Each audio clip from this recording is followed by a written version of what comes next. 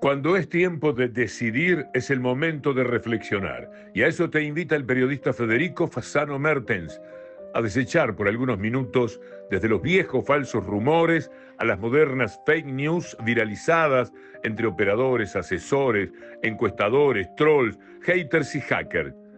Porque cada elección se nos hace más difícil conocer la verdad y decidir nuestro voto. Por candidatos con ideas, programas, sensibilidad y capacidad de gestión y conducción. Por eso, Federico Fasano Mertens les propone este manual para indecisos, para reflexionar sobre lo que les importa, su vida, sus familias, su seguridad, educación, salud, vivienda, trabajo y jubilación. Esto que se llama La Cosa Vostra.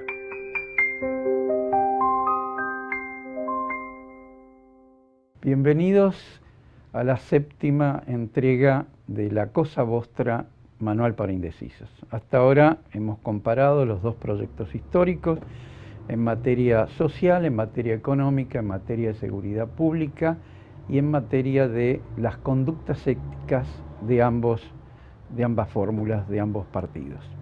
Ahora vamos no a comparar nada, vamos simplemente a analizar los resultados de la primera vuelta y qué es lo que puede pasar en la segunda vuelta en el balotaje.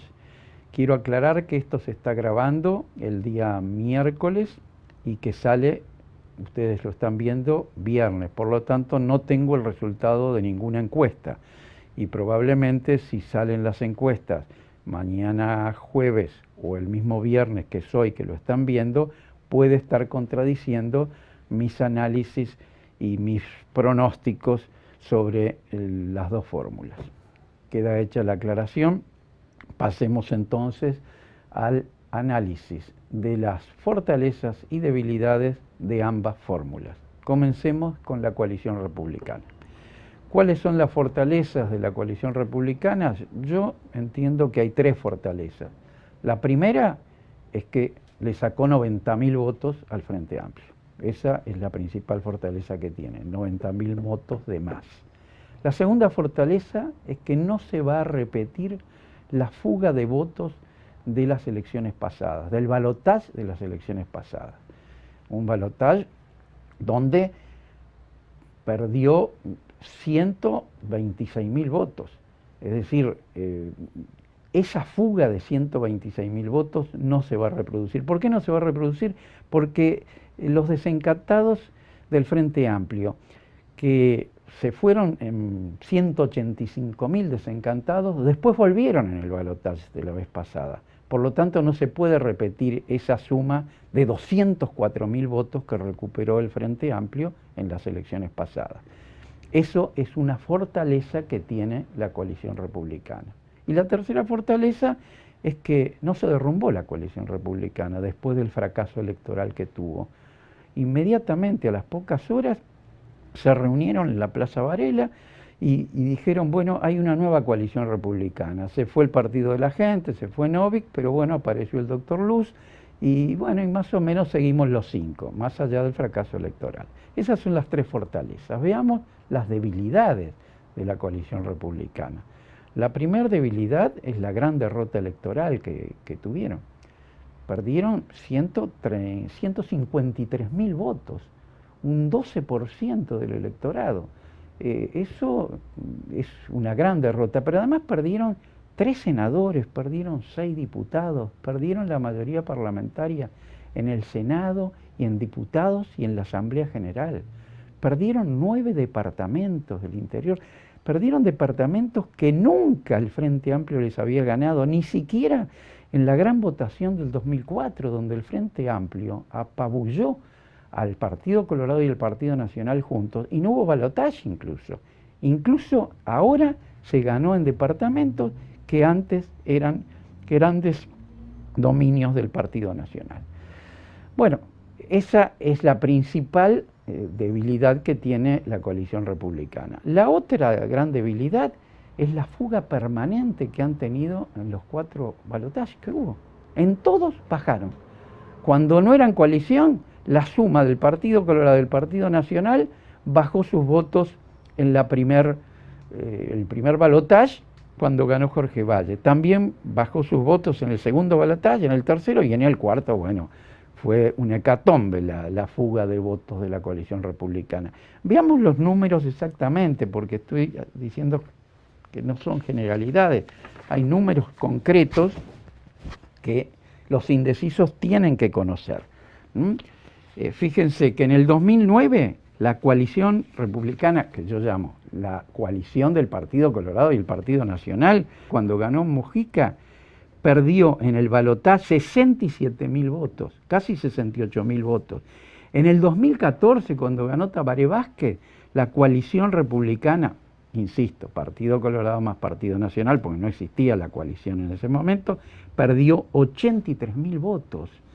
Y cuando ya existía la coalición es cuando más perdió. En el 2019, donde gana la calle Pou, pierde 126.000 votos, casi el 10% de su electorado. Bueno, evidentemente esta fuga permanente es una de las grandes debilidades de la coalición republicana. Vayamos a otra gran debilidad que a mí me parece la peor debilidad, que es la ausencia de gobernabilidad. No tienen mayoría en el Senado, no tienen mayoría en diputados, no tienen mayoría en la Asamblea General. No pueden aprobar las venias. Si ganan en el balotaje, ¿cómo hacen para designar directores de entes autónomos? Directores de servicios descentralizados. Ni siquiera pueden designar embajadores, porque eso lo maneja el Senado, que ya lo perdieron. Están expuestos a la censura de los ministros. Incluso están expuestos a una disolución de las cámaras, que si se mantiene la censura puede el nuevo presidente convocarlas. Están expuestos a las comisiones investigadoras. Después de los grandes escándalos que han salpicado a este gobierno, no tengan ninguna duda que aún perdiendo el balotaje, el Frente Amplio, tiene los votos para comisiones investigadoras de algunos de los más grandes escándalos de este gobierno. O sea que no solo las venias, no solo las comisiones investigadoras, tienen el control de las comisiones del Senado y pueden tener control de las comisiones de diputados si Identidad Soberana acuerda con ellos algunas comisiones. Bueno, y controlan también la Asamblea General. Pero, digamos, otro elemento muy importante sobre la gobernabilidad son los proyectos a aprobar. El Frente Amplio puede aprobar proyectos en el Senado y en diputados le hace falta nada más que 2 votos. Y en la Asamblea General tiene empate, depende de cómo resulte el Poder Ejecutivo, o le falta solo un voto en el caso de la Asamblea General. Es decir, que puede aprobar proyectos y si gana en el balotaje el señor Delgado, va a tener que recurrir al veto permanente, como hace Milei en la Argentina, porque no tiene las mayorías. Es decir, esto es una gran debilidad de la coalición republicana, una gran debilidad que lo puede llevar a una no gobernabilidad. No pueden aprobar sus propios proyectos, porque obviamente no tiene mayoría, pero además le pueden aprobar proyectos en contra de ellos. Este para mí es el punto de mayor debilidad, pero hay otros, digamos una cuarta debilidad muy importante. Ya no existe la coalición multicolor, nació la coalición bicolor, Partido Nacional, Partido Colorado. Y los otros 3 partidos que los acompañan no tienen ni un senador y solo 3 diputados. En el fondo, estos 3 partidos han pasado a ser una decoración testimonial y nada más que eso, porque realmente yo me pongo en el lugar de esos partidos y deben estar analizando qué nos conviene más. Si seguir siendo un furgón de cola que no incide en nada de una coalición que pasó a ser bicolor, o quedarnos en forma independiente para decidir de acuerdo a nuestros intereses y volver a crecer. Bueno, ya lo planteó Manini Ríos al decir que si perdemos en el balotaje no tiene sentido una coalición en la oposición. Esta es otra debilidad de la coalición republicana. Tiene otras debilidades. Por ejemplo, el crecimiento del Partido Colorado, que votó 92.000 votos más que antes y que pasa a tener ya una vocación de disputar la hegemonía al Partido Nacional. Fue humillado durante 20 años por el Partido Nacional, el Partido Colorado, y es la primera vez que se acerca un poco más a disputar la hegemonía. Esto puede generar contradicciones muy importantes en la coalición. Algunos lo ven como fortaleza el crecimiento del Partido Colorado, yo lo veo como una debilidad de la coalición republicana. Otra debilidad es que estas elecciones han decretado la defunción del wilsonismo y del vallismo. En el wilsonismo ni siquiera salió Gandini, senador, que se decía representante del wilsonismo. La verdad que ya no se habla del wilsonismo y del vallismo mucho menos. Fíjense quiénes dominan el Partido Colorado hoy. Ojeda, un admirador de Milei, y Bordaberry, un antivallista reconocido. Evidentemente entre ambos se van a ocupar de clavar el último clavo que queda en el ataúd ideológico del vallismo. Y esto creo que es otra de las debilidades de la coalición republicana. Otra debilidad es la militancia. Evidentemente es una militancia que está golpeada por la derrota y por toda la pérdida de todo esto que ha ocurrido, y no se puede comparar con la militancia del Frente Amplio, que es una militancia no solo que está motivada por los números de esta victoria electoral, sino que además ha probado que es capaz incluso de cambiar resultados que estaban muy en contra de ellos. Y finalmente, la gran debilidad de la coalición republicana es que no tienen nada para mostrar. No tienen nada para mostrar. En materia social, el país menos desigual de América Latina, decidido por la CEPAL por los 15 años del gobierno del Frente Amplio, ha aumentado la desigualdad. Como han disminuido el gasto público social. Digo, en materia social no pueden nada que mostrar. En materia económica solo pueden mostrar la inflación. Obviamente le bajaron 2 puntos, del 8% del Frente Amplio al 6%. Es lo único que pueden exhibir de los 25 indicadores económicos que hemos analizado en los 6 programas anteriores. Y a un costo brutal esa baja de 2 puntos de inflación. Contracción económica, atraso cambiario que ha tenido problemas muy grandes en el cierre de cientos de empresas, y ha sido ayudada además esa inflación por la fuga del consumo hacia el exterior. Pero es lo único que pueden exhibir en materia económica. Ni siquiera pueden exhibir la gran bandera que ellos levantaron del déficit fiscal. Aumentaron el déficit fiscal. O sea que en materia económica nada. En materia de seguridad pública, no nos olvidemos todos los elogios que recibió el Frente Amplio por los expertos norteamericanos que vinieron al país, los elogios del BID, que dijo que el Frente Amplio había hecho el país más seguro de América Latina con sus políticas. Hoy tenemos el récord latinoamericano de asesinatos por este gobierno, por estos 5 años. Per cápita es el mayor promedio per cápita de asesinatos en América Latina. Y en materia moral, de ética, ni hablemos. Los escándalos de este gobierno no tienen precedente, no tienen ningún precedente. O sea que este es otra de las debilidades más importantes, creo yo, de la coalición republicana, que no pueden exhibir nada, solo recortes, solo promesas incumplidas. Analicemos la otra fórmula, la del Frente Amplio. El Frente Amplio tiene las 3 debilidades que son las 3 fortalezas de la coalición republicana. Tiene que remontar 90.000 votos. Está atrás 90.000 votos. Tiene que además convencerse de que no va a haber una fuga como la del 2019 de votos de la coalición. No va a haber 216.000 fugados, desertores de la coalición republicana que van hacia el Frente Amplio. No va a existir eso y ya explicamos por qué. Tiene que tomar conciencia de eso, y esto es una debilidad del Frente Amplio. No pongo como debilidad que existe la coalición que no se derrumbó, porque es una coalición nominal, ya lo expliqué hace unos minutos. Veamos la fortaleza del Frente Amplio. La principal fortaleza es el éxito electoral. Es un éxito que subió 125.000 votos. casi un 13%. Es una suba muy importante, 125.000 votos. Pero además ganó 3 senadores más, ganó 6 diputados más, subió en todo el interior del país, en todos los departamentos subió y ganó en 12 departamentos, incluso en departamentos que nunca había ganado y donde el Partido Nacional era rey y dueño y señor.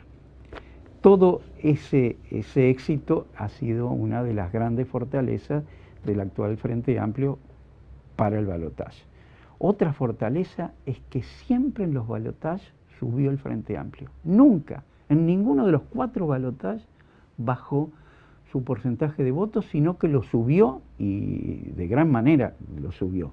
Y esa es una gran fortaleza. Veamos las cifras de las subas del Frente Amplio para no quedarnos solo en una declaración de que subió. En 1999, contra Jorge Valle, el Frente Amplio subió en el balotaje 125.000 votos.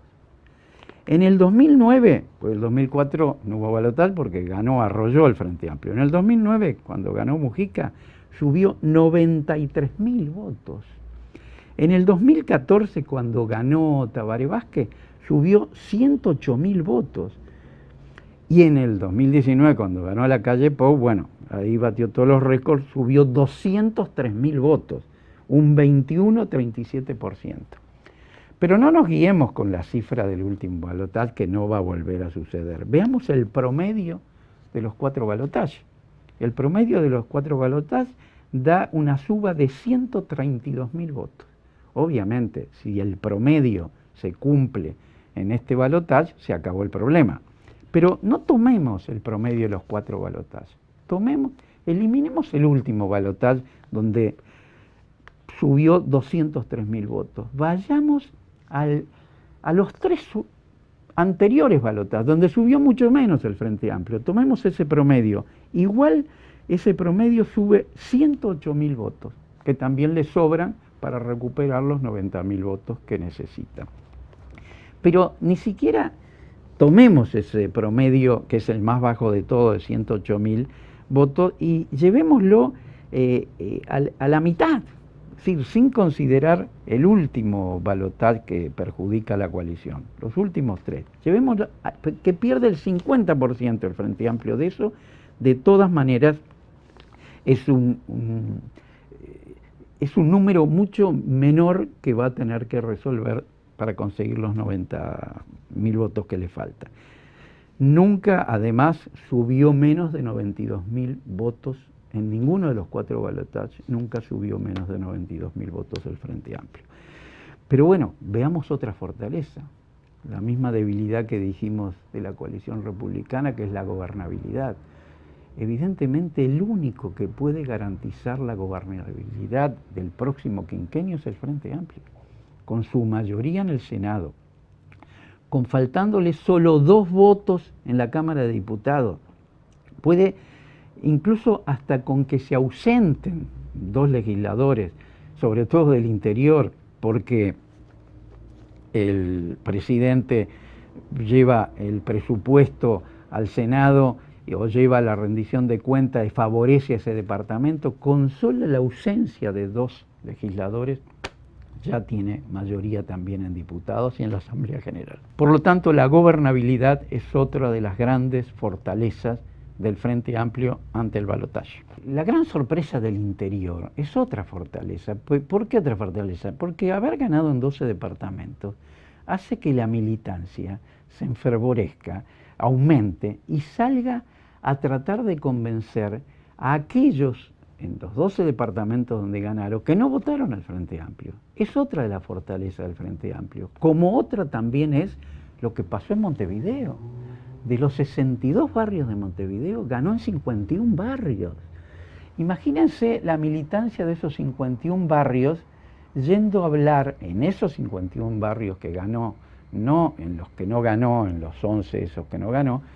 Imagínense hablándole a los que no votaron al Frente Amplio, a los partidos chicos de esos 51 barrios, están con todo a su favor para hacerlo. Pero tiene otra fortaleza más, que en general nadie se da cuenta, que son las bancas femeninas. El Frente Amplio es el único que ha privilegiado las bancas femeninas. La coalición republicana no solo ha hecho trampas al respecto, sino que no tiene bancada femenina. Veamos el Senado. En el Senado hay 8 senadoras, 7 son del Frente Amplio, solo una senadora es de la coalición republicana. ¿Y quién es esa senadora? Graciela Bianchi, sin palabras. Es decir, el 89% de las bancas femeninas en el Senado los aporta el Frente Amplio y solamente el 11%, una senadora, que es Graciela Bianchi, la aporta a la coalición republicana. Y si el Frente Amplio gana el Poder Ejecutivo, se agrega una senadora más que es la vicepresidenta, o sea que va a haber de 9 senadoras, 8 son del Frente Amplio y una sola es de la coalición republicana. Veamos en diputados.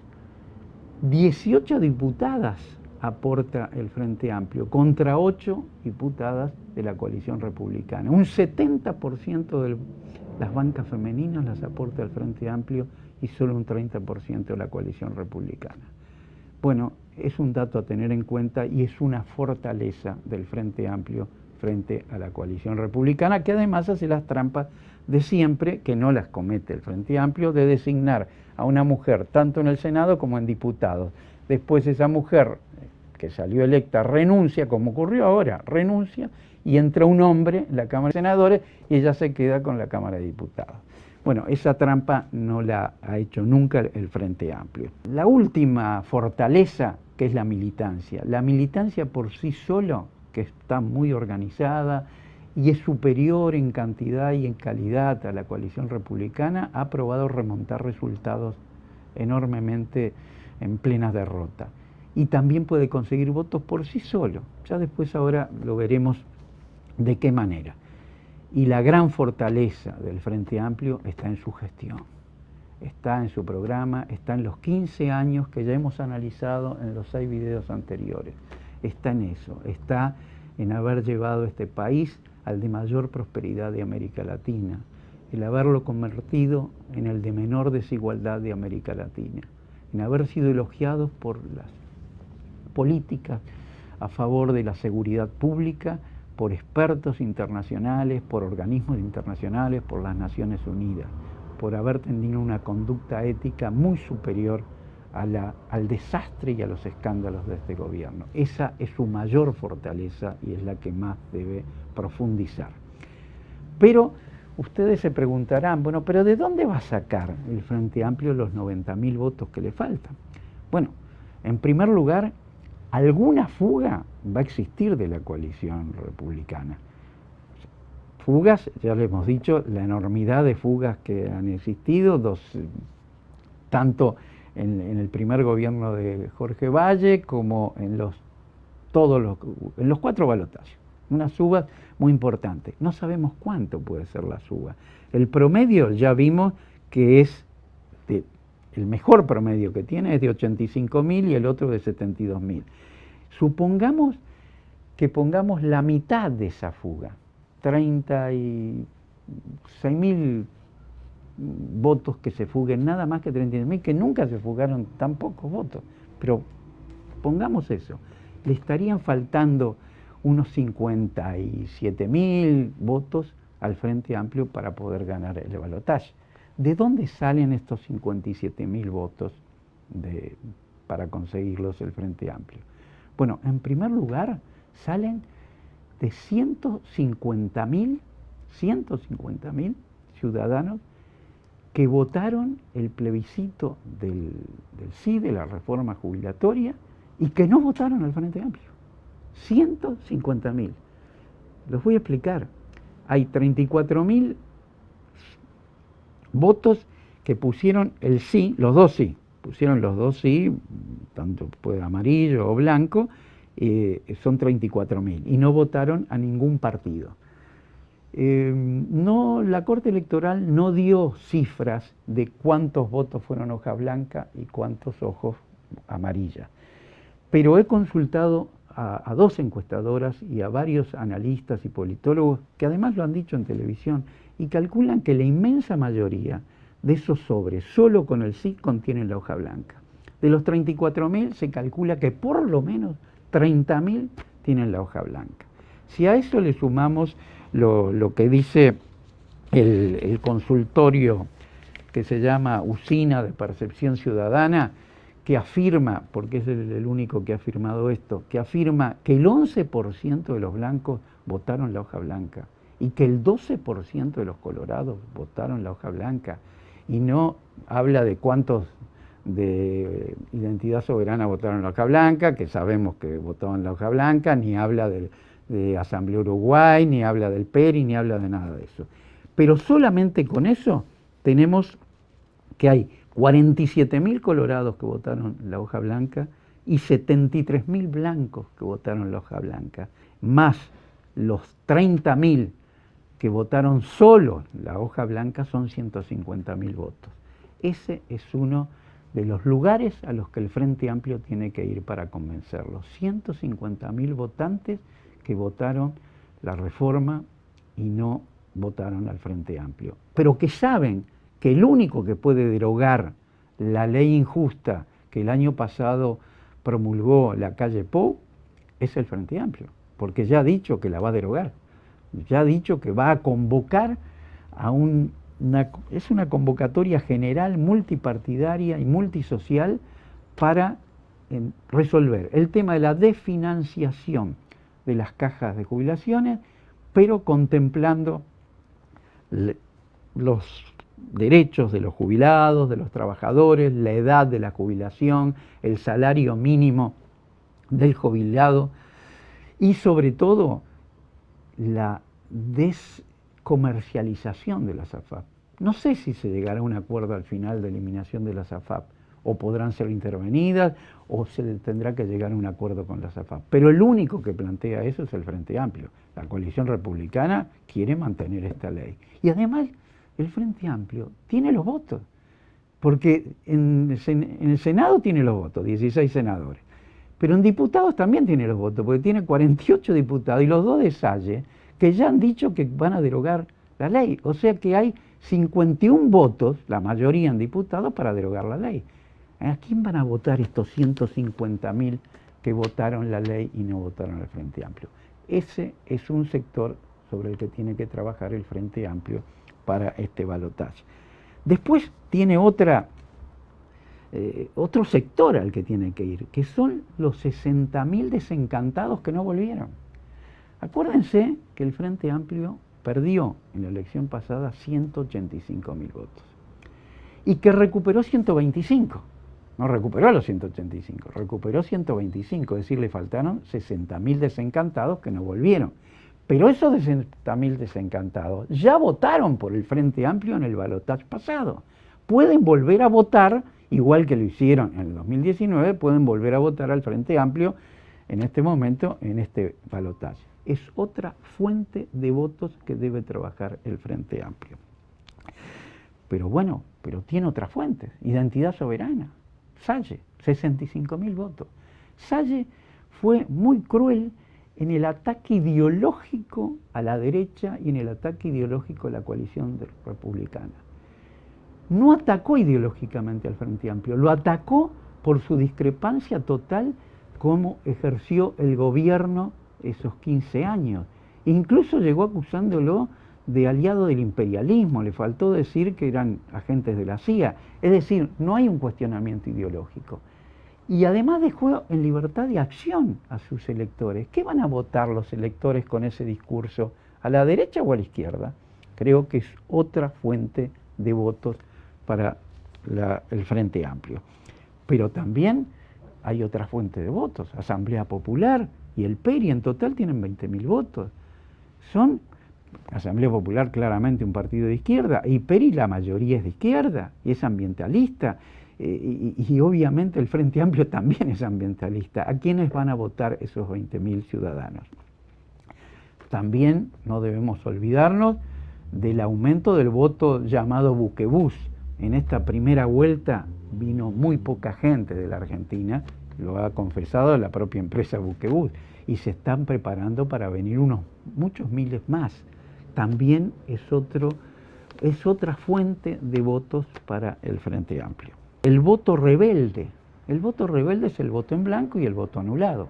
son 85.000 votos. En los últimos 35 años es la mayor suba que se ha dado de votos blancos y anulados. No mucho, no es mucho, pero sí es la mayor de los últimos 35 años. Ese voto rebelde o sigue votando lo mismo, esos 85.000 vuelven a votar en blanco o anulado, o algunos miles tienen que optar. ¿Y por quién van a votar los rebeldes? Cuando si algo tiene el Frente Amplio es la rebeldía frente al sistema. Es otra fuente de votos para que el Frente Amplio luche y convenza y persuada. Y finalmente, llamémosle el voto que no sale de ningún lado, que sale de la militancia, simplemente porque convenció al vecino, porque es el que más golpea puertas, aunque haya votado colorados o blancos, no sé cuántos miles más pueden ser, pero algunos miles más pueden ser. Estas son lo que yo entiendo las fortalezas y debilidades de ambas fórmulas. Esto no significa que puede darse así. Digo, las estadísticas todas están indicando un triunfo en el balotaje del Frente Amplio, pero las estadísticas no son la clave de un triunfo. El alma humana es muy voluble, ya lo decía Goethe y lo decían tantos filósofos de la antigüedad, es muy voluble y todo cambia. Acá lo único que tiene que pensar el Frente Amplio es que primero no necesita 240.000 votos como los necesitaba en el 2019. No se olviden que en el 2019 se perdió por 37.000 votos y el Frente Amplio recuperó 203.000 votos, es decir, le faltaban 37, 240, precisaba 240.000 votos. Hoy precisa 90.000 nada más. Y lo que creo que el Frente Amplio debe hacer es olvidarse de la fuga de los 90.000 votos, que parte de la base que tiene que aumentar 90.000 votos, no 50 y pico mil por una fuga mínima, que parta de la base de que no va a haber fuga, como dicen los blancos y colorados, dicen esta vez no va a haber ni un voto de fuga, nadie va a desertar, que parta de esa base al Frente Amplio y que salga a conquistar los 90.000 votos, que ya hemos visto que hay muchos lugares para poder conquistarlos eso. Acá de lo que se trata es de que el electorado tenga que optar por un gobierno realmente que ya probó exitosamente en el crecimiento económico, formidable crecimiento económico con redistribución. Y ese proyecto de crecimiento económico con redistribución hoy se enfrenta a un proyecto que afirma que la redistribución nunca puede ser simultánea con el crecimiento económico, que afirma el dogma de Montpellerin de 1948, cuando se crea el neoliberalismo. Es lo que todos estos gobiernos, a partir de la caída de la dictadura, han practicado con excepción del Frente Amplio, que es desarrollo económico sin redistribución, porque no creen en la simultaneidad de estos dos indicadores. Y el Frente Amplio probó que es posible. Ese es el corazón del problema, este es el corazón del acontecimiento. Bueno, muchas gracias, nos vemos el próximo viernes. Gracias por compartir este manual para indecisos que les propone el periodista Federico Fasano Mertens de camino a las elecciones nacionales, para reflexionar y decidir sobre lo que importa, la cosa vostra.